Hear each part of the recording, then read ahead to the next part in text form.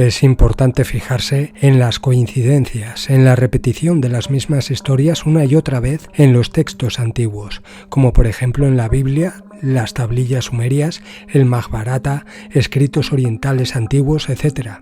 En todos y cada uno de estos escritos se dice que el ser humano original, el creado en un principio por los dioses, tenía una longevidad muy elevada, pero que tras portarse mal, tras rebelarse a estos seres, a los dioses, crearon un diluvio planetario, un reseteo, y después modificaron al ser humano y le acortaron la cantidad de años severamente. Si anteriormente el ser humano llegaba a vivir 1000 años, ahora solamente viviría como mucho 120 años. Además, el cuerpo se deterioraría mucho más rápidamente. En el capítulo 6 del Génesis está escrito que en cierto punto los Elohim vieron que las hijas de los Adán eran bellas y tomaron como compañeras todas las que quisieron y tuvieron hijos que la Biblia hebrea llama Giborim, los Nefilim, que quiere decir hombres poderosos, de renombre, en el sentido de que eran híbridos, mitad Elohim, mitad Adán. Luego suceden cosas que a los Elohim les molesta, por lo cual intervienen y cuenta la Biblia que el Elohim Yahvé dice: yo no seguiré luchando con el Adán es solo carne y su vida será de 120 años. En escritos hebreos dicen que Yahvé dijo lo siguiente: no enriqueceré al Adán vertiendo mi líquido sobre él, su vida será de 120 años.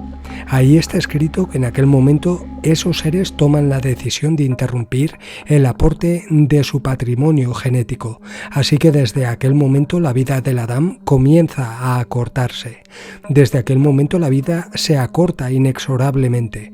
Hicieron el Adán mediante intervención genética, les dan un aporte de su patrimonio genético y en cierto punto lo interrumpen. Aquí nos dicen que somos organismos genéticamente modificados. Aquí se puede ver cómo estos seres acortaron la edad del ser humano modificado genéticamente para evitar más revueltas, evitar que fueran aportando en persona el conocimiento a las siguientes generaciones, ya que si por ejemplo alguien vive una media de 500 o 900 años como Matusalén, estando saludable y fuerte, con tales conocimientos, la rebelión sería imparable y en pocos años los controladores serían frenados. Otro dato importante es que los ingenieros genéticos, genetistas, dentro del grupo de los Elohim, eran llamados Refaim en hebreo. De ahí procede el nombre Rafael, por eso es el patrón de los médicos, porque es un rango de genetista y los médicos del grupo de los Elohim. Esto viene del Talmud. Lo que conocemos hoy como ángeles en la Biblia, como dije en otro vídeo anterior, no son entidades espirituales, sino criaturas de carne y hueso. Además, la Biblia no trata de la creación del universo y todo lo que en él existe. En el primer versículo del Génesis, donde dice en el principio Dios creó los cielos y la tierra, en realidad dice en el principio los Elohim modificaron las aguas y la tierra.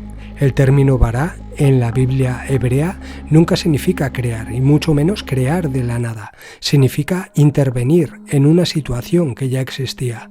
La raíz bará en ninguna lengua semítica significa crear, sino intervenir en una situación ya existente para modificarla. Nos cuenta la historia de aquellos seres, los Elohim, y de la humanidad de aquellos tiempos y esa zona geográfica.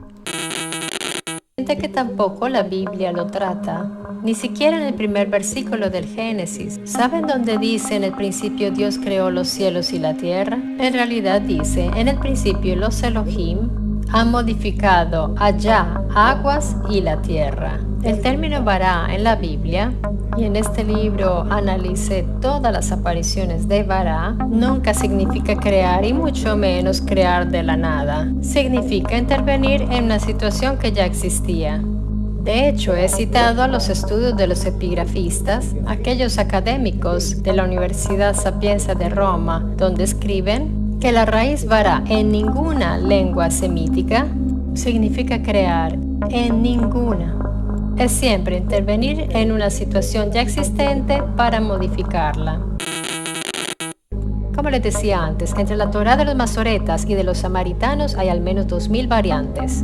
Esto nos da la idea de que tenemos solo una de las posibles Biblias.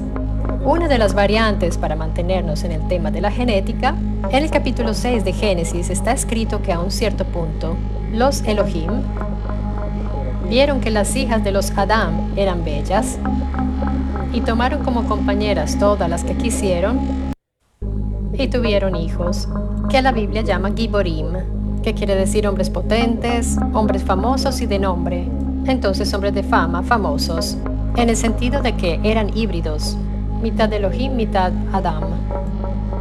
Digamos que esa situación no debió haber sucedido. Luego suceden cosas que a ellos no les gusta, por lo cual los Elohim intervienen. Y dice la Biblia que a un cierto punto el Elohim dice: yo no seguiré luchando con el Adán. El Adán es solo carne y su vida será de 120 años. Y allí hay una palabra que está escrita así.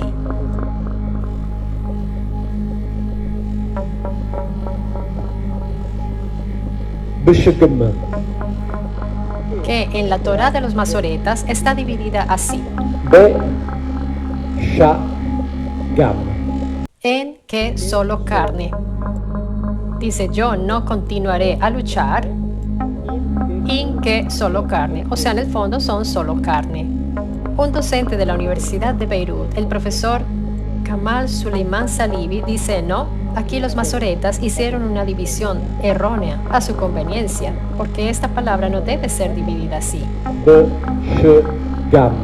Se divide Shagam y dice que Shagam es una raíz verbal dominada por el hebreo y el árabe, que significa verter líquido.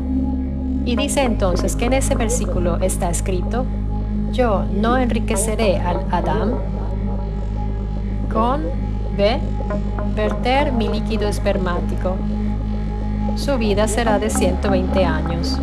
O sea, este docente universitario dice que ahí está escrito que en aquel momento esos señores tomaron la decisión de interrumpir el aporte de su patrimonio genético.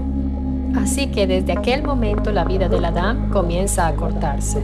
Y si ustedes leen las Biblias que tienen en casa, verán que efectivamente, desde aquel momento la vida se acorta inexorablemente. Así que en este caso, si hacemos de cuenta que este docente tenga razón, encuadra en la lógica, estos hacen el Adán con una intervención genética, les dan un aporte de su patrimonio genético y a un cierto punto lo interrumpen. Así que todas estas cosas aquí nos conducen a una posible hipótesis, que nosotros somos OGM, organismos genéticamente modificados. Las